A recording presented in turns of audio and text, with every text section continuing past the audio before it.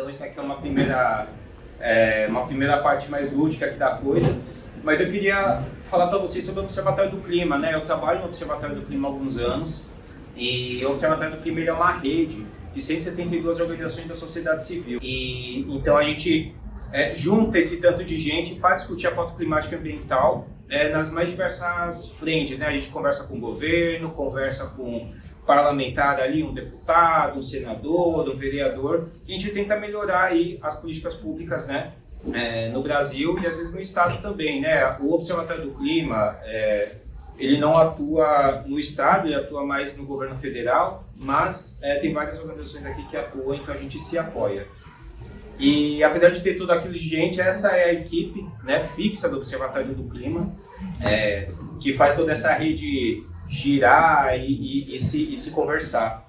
Então esse trabalho de rede é muito importante porque a gente consegue conectar as diferenças para um objetivo comum, né, que é evitar a crise climática e ter maior proteção ambiental em todas as esferas aqui, tá?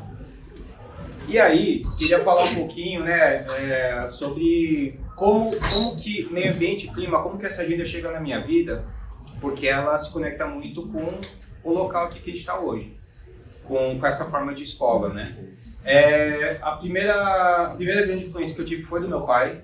Meu pai ele é um engenheiro formado pela USP, ele sempre trabalhou com o meio ambiente, ele faz estudos ambientais, ele é sócio de um escritório de engenharia. E então, desde pequeno, eu via o meu pai trabalhando com essa pauta.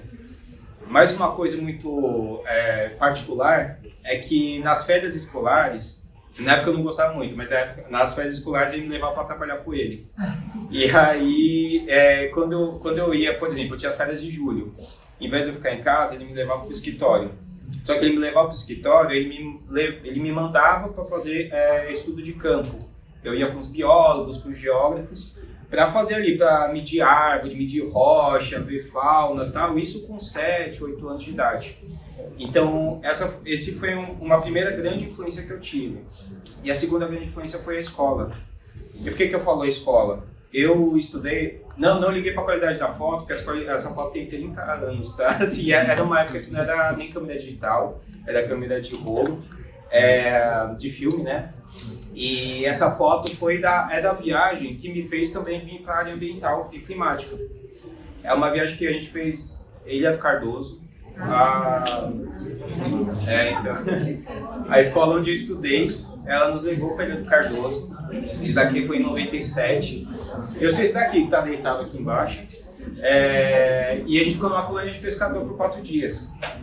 E nesses 4 dias, o que aconteceu? A gente ficou dormindo em alojamento, aí um dia a gente ia pro barco e jogava tarrafa, outro dia a gente ia lá pro meio do mangue, outro dia a gente ia lá pra praia e tal. E então essa viagem foi uma viagem muito marcante para mim, que me fez realmente começar a ter uma consciência e ter uma certeza de que eu queria trabalhar com o meio ambiente. E aqui tem algumas imagens, algumas fotos que eu tirei na época, né? Ali no Porto, que a gente foi de barco escola, né? Num desses barquinhos, a gente foi de Cananéia até Ilha do Cardoso. Aqui no primeiro dia, numa das praias, né? Muito preservada, que a gente via vários animais, aqui passavam os caranguejos, tudo, e isso daqui me impressionou bastante. E aqui sou eu, depois que a gente saiu do mangue aqui, eu tudo enlamaçado até a cintura. Mas por que eu estou trazendo essas fotos? Porque essa escola, uma vez por ano, a gente fazia os estudos de meio. Isso em 97, 98, 99. E cada ano a gente ia para um lugar diferente. Sim. Só que esse especificamente, que eu tive que botar o pé no barro ali, dentro do mangue, que eu tive que atravessar com o parque escola, entrei na água, tudo, isso aqui marcou muito aquela minha fase de infância ali, para ir para adolescência, de uma forma, eu só fui pensar nisso quando eu fui prestar vestibular, que eu fiquei pensando, mas por que eu quero ir para a área ambiental?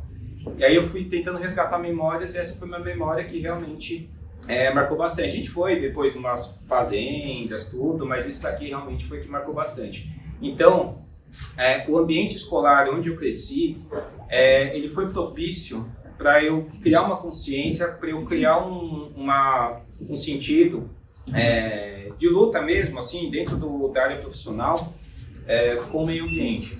Então, só para falar para vocês que desde lá de trás, algo assim já pode ser muito transformador dentro da realidade de cada um. Mas, de qualquer maneira, passando dessa parte mais pessoal, e eu queria que vocês guardassem essa questão do Cardoso, porque depois ela vai voltar ali para frente, né, como um dos impactos da crise climática. Mas eu queria falar rapidamente do histórico da discussão climática a nível global, porque eu não sei o quanto que cada um de vocês assim, já teve algum contato ou não, ou já tiveram alguma experiência, ou em alguma aula já foi falada. Mas eu vou falar assim bem brevemente, mas se alguma coisa não tiver muito claro, vocês podem perguntar, tá? Um primeiro movimento mundial ali junto à ONU para discutir meio ambiente foi na Conferência de Estocolmo de 1972. Então, para vocês verem que essa discussão ela não é de hoje. Essa discussão aí já tem mais de 50 anos. Na época, se discutiu muito a questão da poluição e também do quanto que o planeta ia conseguir sustentar o crescimento populacional que estava tendo na época. Tem um relatório que chama Limites do Crescimento, que é de um grupo que chama Clube de Roma, que fala um tanto disso, né, desses problemas globais do crescimento da população. Mas o fato é assim, queria colocar esse primeiro grande marco. Aqui, depois, se alguém tiver alguma curiosidade, tem esse livro que chama Fire Fogo, do Warren Dean, que ele relata um pouco como que o Brasil lidou com essa questão ambiental naquela época. E como que ele lidou? O Brasil ele falava, olha, os países que se desenvolveram com poluição. Se para a gente se desenvolver, a gente precisa de poluição, que a poluição venha. Essa foi uma posição oficial do governo brasileiro na época.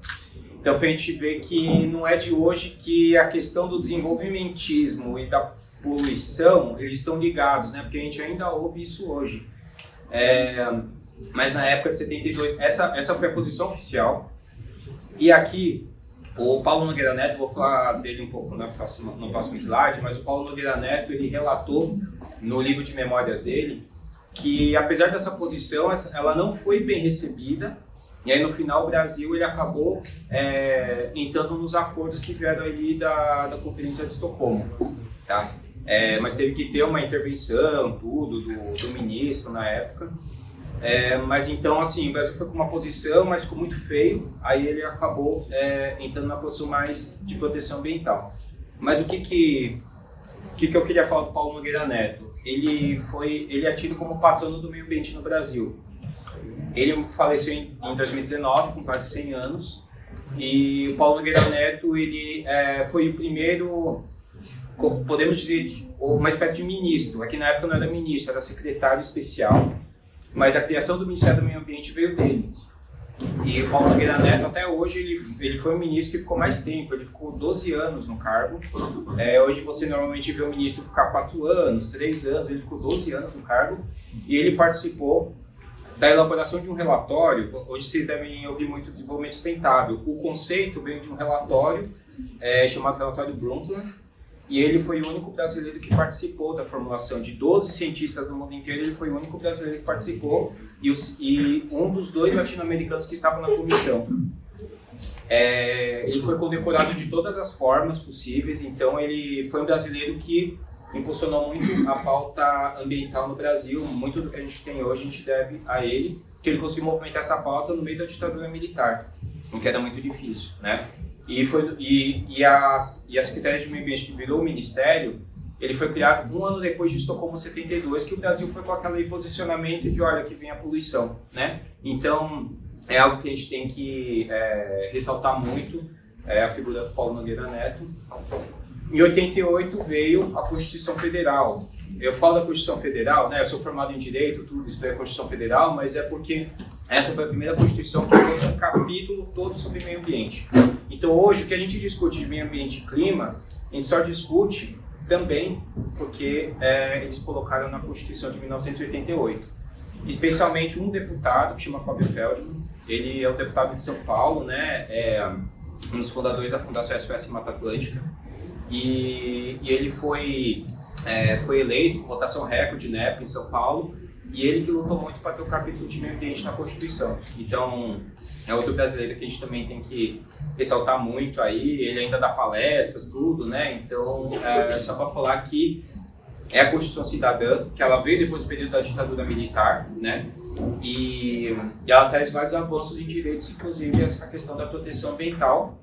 E aí, pegando um pouco dessa questão da Constituição, é muito importante falar que a Constituição ela coloca que é o dever tanto do poder público, ou seja, do governador, do presidente, dos ministros, secretários, quanto de nós, de proteger e defender o meio ambiente para as presentes e futuras gerações. Então, quer dizer, vocês também têm que agir, eu tenho que agir em relação a vocês, em relação àqueles que estão por vir ainda, e aqueles que vão nascer, que eles têm constitucionalmente garantido que eles têm que ter uma qualidade de meio ambiente igual ou melhor do que a gente tem hoje. Então, isso é uma garantia constitucional, a gente luta diariamente ali, as organizações da sociedade civil, né, que não têm fins lucrativos para garantir isso, mas só para trazer um conceito que está dentro da Constituição, que acaba passando por tudo que a gente vai acabar falando aqui mais para frente também. Nós tivemos também a Rio 92, né, foi a maior conferência em importância assim, da história da construção da agenda ambiental e climática. Aconteceu no Rio de Janeiro, e aconteceu no Rio de Janeiro entre 13 e 14 de junho de 92. Reuniu mais de 170 representantes de países, tudo. Mas por que ela foi tão importante? A pauta climática ela foi institucionalizada no sistema ONU na Rio 92. A Convenção Quadro, que a gente fala de mudanças climáticas, foi instituída aí. A partir da Rio 92, que começaram a ter as COPs, não sei quanto vocês ouviram, ano passado teve a COP 30. A COP 30 ela é a 30ª versão do que acabou saindo da Rio 92, tá? E aqui, a Rio 92, a gente fala hoje muito da Greta, mas na Rio 92 a gente tinha uma jovem que ela foi no púlpito e ela é conhecida como a jovem que calou o mundo por alguns minutos. Porque ela foi ali e ela falou várias coisas para os governantes. Tem o vídeo no YouTube, depois vocês podem ver, mas essa Sever Suzuki aqui, ela na época tinha 12 anos, e ela foi ali e falou para todos os líderes que estavam sentados ali verdades que incomodam tanto quanto as verdades da Greta. Mas é que, como a Greta veio, a figura da Sever Suzuki às vezes ficou um pouco apagada, mas ela foi uma primeira grande jovem que participou de uma discussão aí, e isso também traz um pouco para a gente pensar dessa força da juventude, da pauta climática e ambiental que tem até hoje, tá? A juventude ela é muito forte. E os governantes eles ouvem a juventude. Então é um outro ponto que eu queria trazer aqui para vocês, que vocês têm a força de chegar, sentar, conversar, pedir medidas, tudo mais, assim como a Sever Suzuki teve, assim como a Greta teve. Então a juventude ela sempre foi muito forte na pauta ambiental e climática. E aí ela, né, aqui ela já na Rio mais 20, né, nós tivemos 20 anos depois uma nova versão desse encontro. E a Sever Suzuki aqui, dessa época já era mãe e tudo, mas ela falou que nada mudou, né, desde aquela época. E aqui uma última parte histórica, a COP, né? As COPs, elas são encontros, né, grandes encontros entre os países para discutir a pauta climática global. Essa foi a COP do ano passado, a COP 30, lá em Belém. Eu fui, né, eu estava lá, eu entrei ali em algumas salas de negociações. Mas é um sistema da ONU, né? Então é um sistema que os países conversam para entrar num consenso, que muitas vezes não é possível. Então por isso que muitos assuntos acabam não avançando, tá? Mas o que eu queria trazer para vocês é essa ideia de vocês entenderem o que é a COP, e ela ocorre uma vez por ano. Esse ano vai ser dividido entre Austrália e Turquia, mas ano passado foi no Brasil pela primeira vez, tá? Apesar de ter tido a Rio 92 ela não é uma conferência das partes, ela é uma conferência da ONU geral. A conferência das partes começou em 95 e vem aí até hoje, tá? Aí, trazendo alguns dados aí pra gente, vou ter 2 slides um pouco mais assim de dados e depois a gente vai partir para o aspecto prático. O que se discute hoje, né, sobre mudanças climáticas, as suas causas, consequências, vem muito do IPCC. O IPCC ele é ele é um grupo de cientistas, né, mais de 800 cientistas que se reúnem para discutir as mudanças climáticas no mundo inteiro. O Brasil tem por volta de 20 cientistas que participam desse IPCC, e nesse AR6, que é o relatório de análise, né, o sexto relatório de análise do IPCC, ele traz algumas verificações, né? A primeira, que a mudança climática ela tem causa humana. A mudança climática, conceitualmente, ela é uma desregulação, né? Ela é sair do parâmetro normal do que o planeta aquece, como os eventos acontecem, e o IPCC ele crava que é causa humana, tá? Outra coisa que ele crava também, que está tendo uma maior recorrência e intensidade de eventos climáticos extremos. O que a gente chama de eventos climáticos extremos? Ocorreu no Rio Grande do Sul aquela grande enchente, né, há uns 2 anos atrás.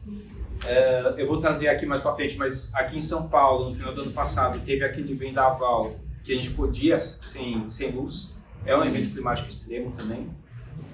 Nos Estados Unidos a gente vê ciclone cada vez mais constante. Então,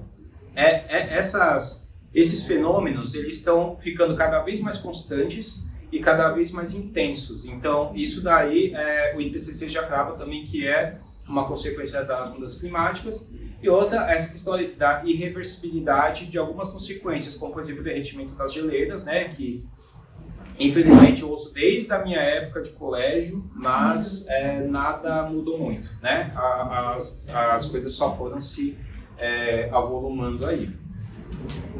E um outro ponto que eu queria trazer aqui antes da gente entrar realmente na prática é a questão do Acordo de Paris. Eu falei ali das COPs, né, das Conferências das Partes. Hoje, um grande acordo global de mudanças climáticas é o Acordo de Paris, que foi assinado em 2015. Ele traz algumas diretrizes. Então, uma primeira diretriz que ele traz é que a gente tem que limitar o aquecimento global a 2 graus em relação aos níveis pré-industriais, então lá 1800, não sei quanto, até o fim do século. Mas idealmente 1,5 grau. Então, esses 2 números são números cabalísticos ali para a gente enfrentar a crise climática, tá? Mas a gente está cada vez mais passando constantemente de 1,5 grau. Inclusive, vindo hoje para cá, eu ouvi na rádio que a Organização Meteorológica Mundial ela soltou hoje um dado de que a gente, de 2026 até 2030, a gente só vai aumentar mais as temperaturas globais, tá? Então, é uma organização, não é brasileira, ela é global e ela já traz esse diagnóstico. Não é só no Brasil, é no mundo, mas enfim, tem esse marco. O outro, que a gente discute muito, é o afastamento dos combustíveis fósseis. Vocês devem ver muito que começou a ter mais carro elétrico, a gente discute muito mais de que forma que a gente muda a forma de produzir energia, tudo mais. E os combustíveis fósseis, né, petróleo, gás, eles são os grandes vilões mundialmente da crise climática. No Brasil não, mas mundialmente sim. Tá? Adaptação climática é uma outra pauta que a gente coloca aqui de discussão também da agenda no Brasil e no mundo, tá? Porque não adianta mais a gente mitigar, que a gente fala, né? A gente mudar as atividades que existem, mas as atividades que vêm, elas têm que se adaptar à nova realidade, uma resiliência das cidades, resiliência da agricultura e tudo mais. E o financiamento climático, que é o dinheiro que a gente precisa para combater tudo isso, tá? Então, é uma grande discussão mundial quanto de dinheiro precisa, não se entrou num consenso, mas é na ordem de trilhões de dólares que os países têm que colocar num grande fundo para combater, tá? E aí vou passar rapidinho por alguns fatos que aconteceram aqui, né? Então, o ano de 2025 foi o terceiro mais quente da história, 2024 foi o mais quente da história, segundo dados globais aí de alguns institutos. E a gente passa constantemente 1,5 grau, como eu falei, né? 2026 parece que vai seguir esse fluxo. E aí é importante falar, eu esqueci de falar, que a questão das mudanças climáticas não é só ficar mais quente, também é ficar mais frio.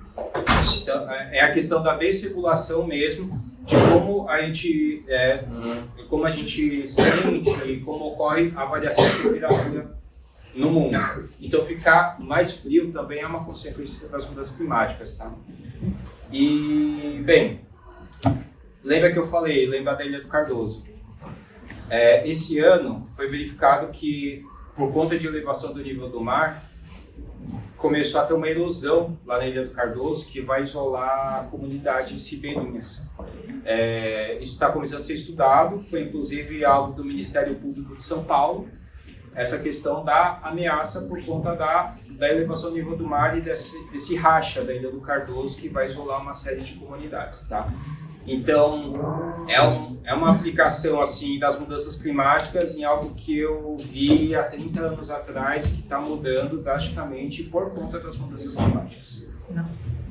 Aí aqui, não sei se vocês vão lembrar, mas teve o desbarrancamento lá em São Sebastião há uns 2 anos atrás, que matou muita gente e foi por conta de uma chuva extrema também. A encosta caiu. E a encosta caiu em cima das casas e muitas pessoas faleceram. Aqui é uma das fotos, tá, do que aconteceu ali na região. Aqui também, o outro impacto das mudanças climáticas.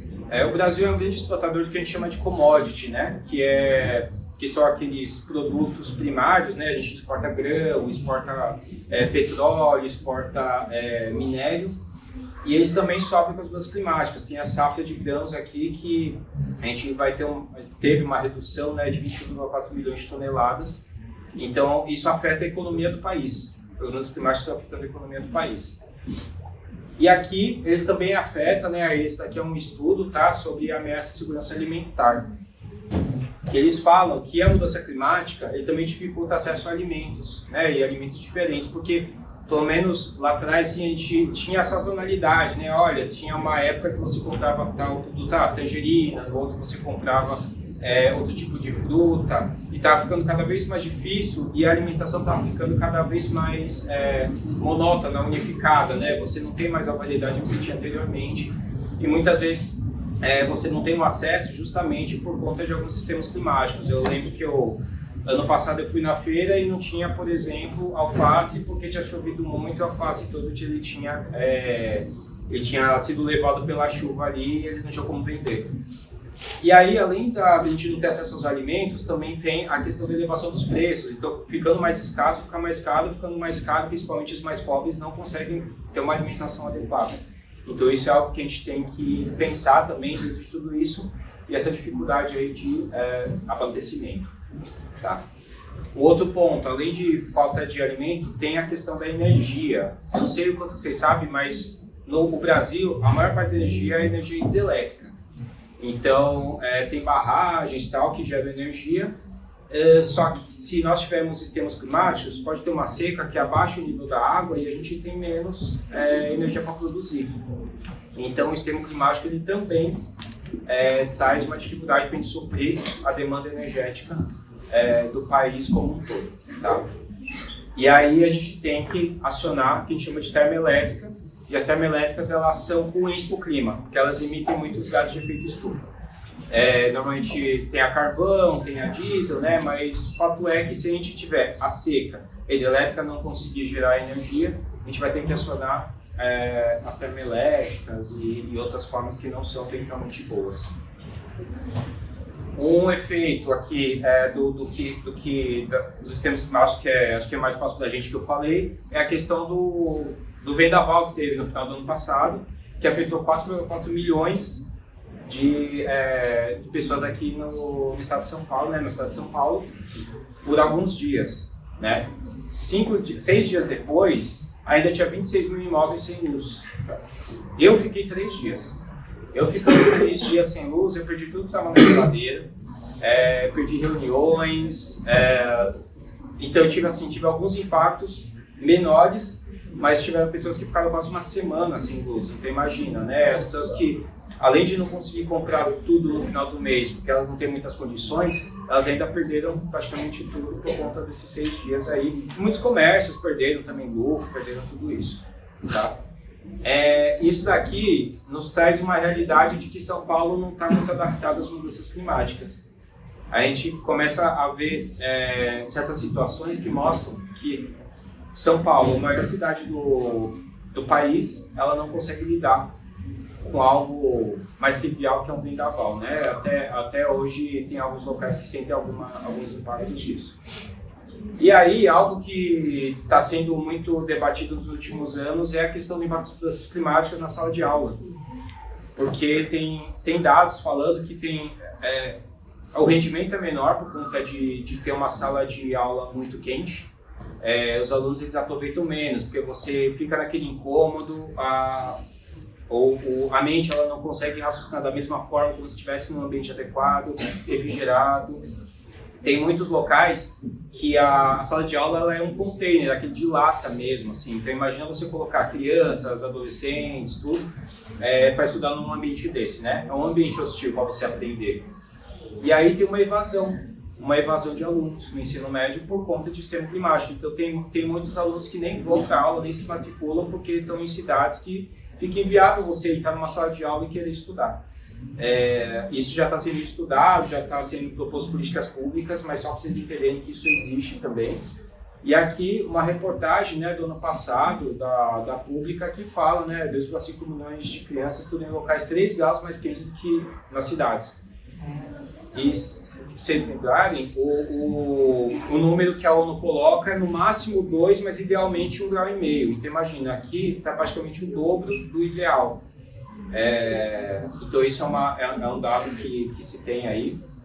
E aí, partindo mais aí pro final, né, queria trazer para vocês também, não trazer só catástrofe, né, trazer algumas coisas que acontecem de uma agenda mais positiva e que vocês aqui já vão estar prestando vestibular, vão estar indo para o mercado de trabalho, às vezes pode até ser uma oportunidade. Mas também, eu trouxe alguns exemplos, vocês verem coisas do dia a dia de vocês, onde a pauta climática está inserida, né? Uma delas, não sei se vocês já viram no iFood. No iFood eles colocam ali que eles compensam carbono. Quando você pede ali, eles falam, compensamos o seu carbono. E também na COP30 eles trouxeram uma iniciativa de bicicletas elétricas, em vez de ser moto, eram bicicletas elétricas para as entregas, que reduz, né, as emissões justamente porque não emite, né? Então foi uma iniciativa do iFood. Outro que tem no Uber. O Uber ele tem uma forma de você pedir um Uber Planet. Você pode pedir esse Uber que ele teoricamente vem um carro que ele é um carro climaticamente melhor. Então é um carro elétrico, é um carro que é mais eficiente. Muitas vezes ele custa um pouquinho mais caro, mas é uma opção que a Uber colocou, né, quando você pede ali o carro por aplicativo. Aqui está um pouco embaçado, mas isso aqui é compra de passagem de avião. Hoje, na compra de passagem de avião, você também pode pagar pela compensação de emissões. Então, o voo que você faz, por exemplo, daqui até Londres, daqui até a Bahia, você pode ali, quando compra, pagar pela compensação. E aí, teoricamente, também a empresa aérea ela vai fazer esse abatimento. Tá? Saquinho de lixo, tem até saquinho de lixo carbono zero hoje, que é da Embalixo aqui, eles pegada de carbono menor. Tem até leite, ó, que chama No Carbon. Então tem leite que também tá com uma pegada carbono negativa. Tem café que tem esse selo, ó, Carbon Neutral aqui. Então essas certificações elas estão se aumentando, né, para que os negócios eles se valham, né, desse marketing positivo também. O que tem que ter, né, porque a gente tem que ter isso tudo rolando. E aí, partindo aqui para o final já de algumas soluções, né, da gente pensar aqui como que a gente coloca tudo isso na prática, né, como que a gente consegue fazer com que a nossa cidade seja melhor do ponto de vista ambiental e climático. O primeiro, políticas públicas efetivas. Então a gente tem algum tipo de iniciativa do governo que às vezes no papel é muito bonito, mas às vezes eles não conseguem colocar na prática. Permeabilidade do solo, isso daí que quer dizer, a gente precisa ter mais áreas. Quando chova ou quando alague, a água consiga ir para o lençol freático, ela consiga descer. Hoje em dia, aqui em São Paulo, vocês podem ver que tem muito concreto, tem muito asfalto. Isso é prejudicial para a pauta climática e é prejudicial, inclusive, para a nossa adaptação da cidade, porque cada vez mais as águas elas não vão para o seu curso natural, elas não conseguem ter extravasamento, isso causa cada vez mais impactos negativos dentro da cidade. Renovação de veículos, né? Tem mais veículos elétricos, como eu falei, e ontem, saindo de casa, estava passando um caminhão de lixo, o caminhão de lixo está lá, 100% energia elétrica. Hoje em dia vocês podem ver na rua muitos desses caminhões de lixo eles hoje são por energia elétrica, por algum combustível que não é por emissão de gás de efeito estufa. Educação ambiental. A educação ambiental é tanto aquilo que eu vivi ali na escola, né, onde estudei, que vocês vivem aqui também, né, mas algo que eu ouvi na pós-graduação que eu fiz na primeira pós-graduação de uma professora, que eu acho que é muito verdade, se a gente conseguisse efetivar a educação ambiental, acho que a gente não precisaria estar nem discutindo aqui na sala de aula tudo isso, né? Tudo isso não seria uma realidade. O fato é que a educação ambiental em larga escala, ela ainda não é uma realidade, né? Então, se a gente conseguir aplicar a educação ambiental nas empresas, nas escolas, né, dos mais diversos níveis, na nossa casa também, isso vai mudar muito a realidade e vai contribuir para que a gente combata a crise climática. Penúltimo ponto, equidade social. Tem dados que falam que a crise climática, que as mudanças climáticas afetam mais negros, pobres, populações periféricas, pessoas com deficiência, idosos, todos esses grupos que são tidos como vulnerabilizados, eles sofrem mais. Então, tem que ter um cuidado especial com vários desses grupos e também dar abertura para que eles insigam, falam, opinem, né, tudo isso para que nós consigamos combater a crise climática e, por último, fomentar os negócios próximos e menores deslocamentos, ou seja, você está lá, você mora num bairro, em vez de você se deslocar de carro para um outro bairro, para comprar só porque você gosta daquele outro mercado, por que às vezes você não faz a feira ali, você se programa fazer a feira de domingo, a feira de quinta-feira, por que você não compra no mercadinho ali do lado, por que às vezes não tem um negócio ali mais sustentável de produtos orgânicos comprar lá, em vez de comprar num grande supermercado, um produto industrializado. Então tudo isso acaba melhorando também, de pouco em pouco a gente vai melhorando tudo isso. E o último ponto que eu queria colocar para vocês é a questão do voto.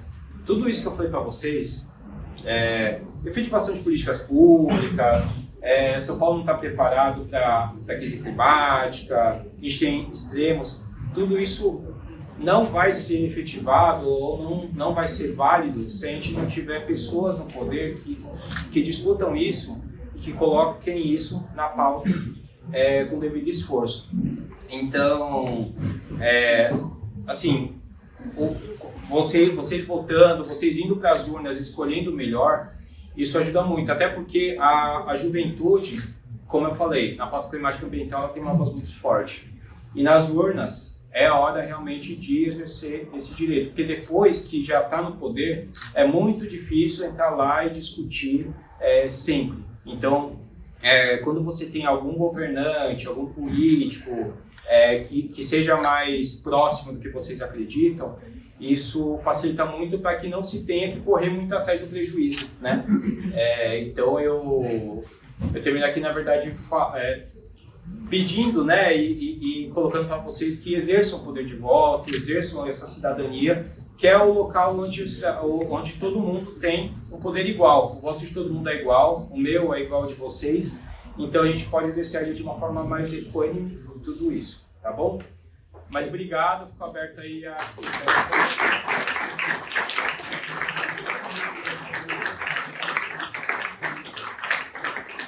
Porque particularmente eu quero fazer direito. Eu quero fazer direito para lutar pelos direitos humanos. Só que aí tem toda essa dificuldade. Eu queria, e como eu estou no terceiro ano, eu estou focada no vestibular, mercado de trabalho, etc. Aí eu queria entender como foi o seu processo de entender que você queria isso e aplicar. Tá. Quando eu fui prestar vestibular, na verdade eu ia prestar para biologia. De tanto que eu queria trabalhar com o meio ambiente. Mas tem algumas coisas que eu não... Bom, talvez vocês passem por isso também. Quando eu fui prestar o vestibular, eu fui ver a grade de matérias. E tinha matéria lá que era matéria de cálculo. E eu sempre fui muito ruim de matemática e física. E aí eu falei, eu não vou conseguir nem passar o primeiro ano da faculdade, né? Mas fora isso, eu fui conversar com meu pai. E meu pai falou assim, olha, direito, tem uma área que é o direito ambiental. O direito ambiental, você pode trabalhar com o meio ambiente e se não der, assim, se em algum momento a sua carreira precisar que você não trabalhe mais com direito ambiental por algum motivo, deu uma crise de mercado, qualquer coisa assim, você ainda é um advogado que consegue atuar em várias áreas. Então, a minha escolha pelo direito foi muito assim, por eu ver uma possibilidade de trabalhar com o meio ambiente dentro do direito, mas também como uma possibilidade de carreira mesmo, sabe? Tipo, De ser um você... lugar seguro.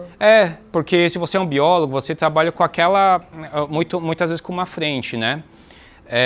E fora de trabalhar com uma frente, eu não tinha habilitação técnica, né? Assim, eu não ia conseguir fazer os cálculos da...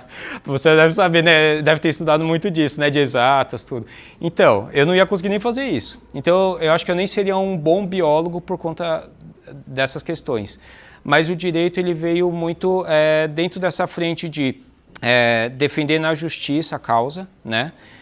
Entender tudo isso que vem e o fundamental foi essa conversa com meu pai um dia, quando eu estava lá me inscrevendo para a FUVEST, para todos esses vestibulares, e ele trouxe essa consciência para mim, assim, de que, olha, talvez para você seja melhor o direito, né?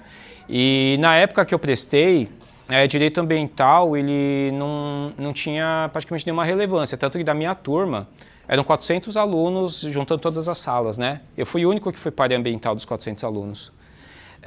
Então, quer dizer, isso acabou ficando mais pop recentemente, mas até 5, 6, 10 anos atrás, assim, não era. Então, eu entrei meio que querendo atuar, mas ainda com o mercado bem reduzido para a advocacia. E aí, terceiro setor, né, ONG, onde eu trabalho hoje, era mais reduzido ainda. Mas agora tem bastante mercado, então, para quem quer atuar em jurídico ambiental, hoje tem muitas possibilidades. Tem possibilidade de empresa, tem possibilidade em ONG, tem possibilidade de escritório, tem possibilidade de estágio no governo, então, tudo isso. Mas, resumindo, foi a causa do meio ambiente, né, de proteção ambiental, e eu vi que tinha uma área do jeito que poderia suprir isso. E eu fui ganhando mais consciência conforme eu fui cursando direito. Eu entrei lá, assim, na dúvida se ia dar ou não ia dar, mas na PUC de São Paulo, desde o primeiro ano, você consegue ter alguma matéria de meio ambiente. E então eu fui por aquilo, eu vi que eu gostei mesmo e acabou dando certo, assim. Então é uma possibilidade. Hoje é mais fácil ainda, assim, você entrar no mercado de trabalho do que era lá atrás, tá? Minha pergunta vai mais para essa questão social, envolvendo a questão da sustentabilidade, porque a partir do que você falou, por exemplo, desses grupos que não conseguem ter, que sofrem bastante com essa falta de sustentabilidade, eu entendo que a partir disso tem uma questão de, por exemplo, muitas vezes não chegar acesso para a população periférica, a sustentabilidade ser muito cara. Então, assim, deixar de ser uma coisa para o futuro e se tornar um produto. Uhum. E aí eu queria perguntar para você como que você acha que a gente pode fazer com que a sustentabilidade seja uma coisa mais global e que englobe mais todo mundo do que só um produto. E, enfim, reduzindo preços de tanto carro quanto, enfim, outras coisas que são ditas como sustentáveis, mas que não chegam a ser acessíveis para essa população. E aí eu queria saber o que a gente pode fazer, como que a gente pode ajudar. Uhum.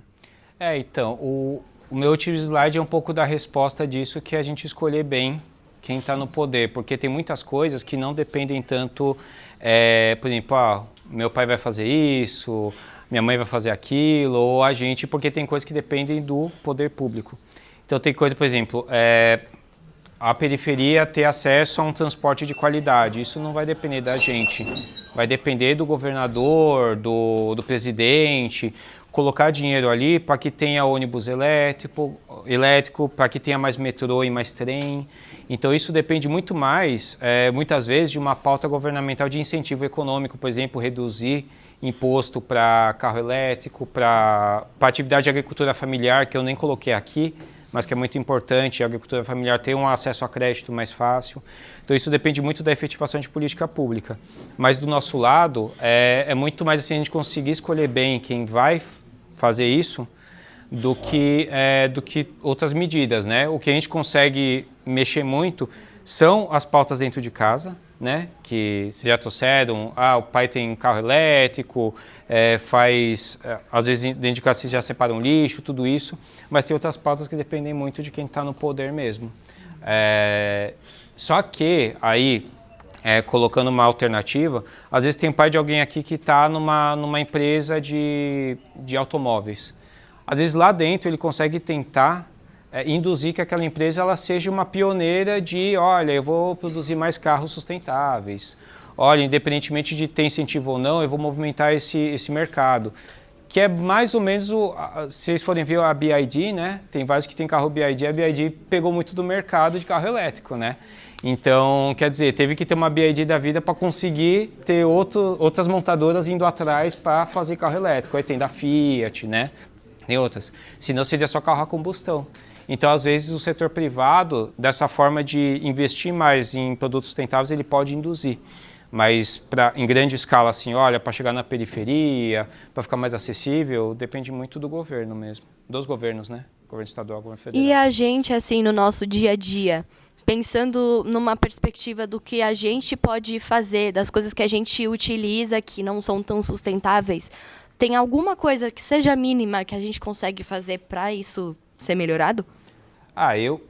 Eu acho que dentro da cidade é mobilidade urbana, assim, a gente não andar tanto de carro, né, porque São Paulo, né, o congestionamento que tem em São Paulo a gente já sabe bem, né, mas é que a característica de São Paulo as pessoas andam de carro, só elas, por exemplo, então não anda carro com mais pessoas. Então tem duas alternativas, ou quando vai sair de carro você passa e pega mais 3, 4 colegas no caminho, vai todo mundo junto, ou se não, utilizar o transporte público mesmo. E aí entra na pauta de transporte público de qualidade. Mas por mais que às vezes não seja de qualidade, é melhor andar de ônibus, de metrô, onde vão várias pessoas de uma vez, que você emite só uma vez, do que ter, por exemplo, 50 carros diferentes na rua emitindo 50 vezes, né? Então é isso. Obrigada. Última pergunta, tá? Eu vi você falando pro Leon sobre aquelas datas e tal de 2050, de produzir o tanto que a gente consegue devolver para o meio ambiente e tal. E eu queria te perguntar, porque é uma coisa que eu me questiono às vezes, que tipo, atualmente a gente tem essa pauta da sustentabilidade, da preservação crescendo. Então, tipo, como você falou, tem empresas que estão tendo essas iniciativas, que nem o iFood, a Uber, mas eu tenho pelo menos uma visão de que o tanto que a gente consegue, como que eu posso dizer, melhorar, a gente ainda piora ao mesmo tempo muito mais. Então, eu queria saber o que você acha dessa data de 2050, se você acha que é possível isso mesmo, se você acha que a maneira como a nossa sociedade se organiza, o capitalismo e tal, o foco na geração de capital, se você acha que dentro desse sistema é possível a gente alcançar um mundo ideal em que a gente vai conseguir, tipo, a sociedade se policiar para fazer uma produção que seja realmente inferior ao tanto que a gente... Inferior não, superior ao tanto que a gente emite para o mundo de poluente e tal. Se você acha isso possível. Maravilha. Algo que talvez vocês possam ver na internet depois, tem um site que é o Overshoot Day, que é uma contabilidade que é feita internacionalmente de que dia é o dia da sobrecarga da Terra. É o dia que, dali para frente, a gente está consumindo mais do que a Terra vai produzir no ano. E cada vez mais ele está mais curto. Ano passado acho que foi em agosto. Então em agosto a gente já tinha consumido o que consumiria o mundo no ano inteiro. Então a gente está consumindo pelo menos o dobro do que a gente produz. E isso acaba esbarrando então numa primeira pauta que é o consumismo, né? A gente discutir muito isso, de que forma como a gente consome, consumo consciente, consumo de qualidade. Mas tem uma coisa que foi a minha primeira resposta, que é um pouco da pauta econômica mesmo. Tem país que ele não vai querer a pauta climática dentro do território dele porque ele lucra com a poluição muitas vezes, né? E isso é muito difícil no sistema global, a gente conseguir colocar essa racionalidade às vezes num país que ele vive da produção de petróleo, ele vive da retirada de mineração, né? Então, esse é o nó que a gente tem. A gente, claro, luta para que 2050 seja uma data factível, Mas o caminho que está se desenhando é um pouco complicado. Está cada vez mais difícil de cumprir isso. Ontem mesmo eu estava numa reunião de trabalho e a gente estava discutindo isso porque o Brasil tem um planejamento climático, né? Que foi publicado agora em março, que é até para 2035. E nesse planejamento climático o Brasil admite aumentar a produção de petróleo, ele admite usar mais gás, ele admite algumas atividades que a gente sabe que não são tão boas, né? Assim, para o clima. A gente sabe que muitas vezes são necessárias, mas não são tão boas. E um outro problema é que na hora que você coloca na balança, olha, o quanto custa o petróleo, quanto custa uma renovável, uma energia renovável, a energia renovável ela vai ser mais cara. O petróleo sempre vai ser mais barato. Então, quando você coloca assim, olha, não, a renovável tem que ser muito mais barato que o petróleo, vai ser muito difícil a gente chegar nesse ponto, porque o petróleo ele é muito barato. O problema do petróleo, uma coisa que eu ouvi ontem, assim, o problema do petróleo é que ele seria perfeito se ele não emitisse gás de efeito estufa, porque ele é um recurso muito barato, a gente já tem, o Brasil é um dos líderes de tecnologia para tirar petróleo, mas é um tipo de atividade que climaticamente é muito ruim. E especificamente no Brasil, um último ponto, é que o Brasil ele tem uma característica de ser muito da agropecuária, que é diferente de todos os outros países. Então a nossa maior emissão é pela agropecuária. Então é o quê? A gente abre campo para ter soja, milho, boi, né? Tudo isso. Isso que acontece? A gente tem menos árvore, então ele captura menos carbono, mas na parte dos bois, das vacas, tem algo que a gente chama de metano, que pode parecer meio cômico, mas é o arroto da vaca, assim, que eles estudam mesmo, que é o que emite muito metano, que é a fermentação entérica, que eles falam, né? Da vaca. Isso é discutido mundialmente. Eu fui no final de fevereiro para Amsterdã, porque o pessoal de lá, da Europa, está discutindo as emissões de metano do Brasil, da JBS, né, dessas empresas. Então, quer dizer, só que a gente vai falar que o Brasil não vai mais produzir carne, não vai mais exportar carne, não vai mais exportar soja, milho, né? Então a gente acaba esbarrando nisso. E aí entra nisso que você falou, é o capitalismo, né? Tem a questão da produção do capital, a gente não dá para fugir disso, o sistema global é assim, né? Mas é essa questão da consciência que a gente tenta mudar, mas 2050 está cada vez mais longe, está mais difícil por conta dessa conjuntura toda, né?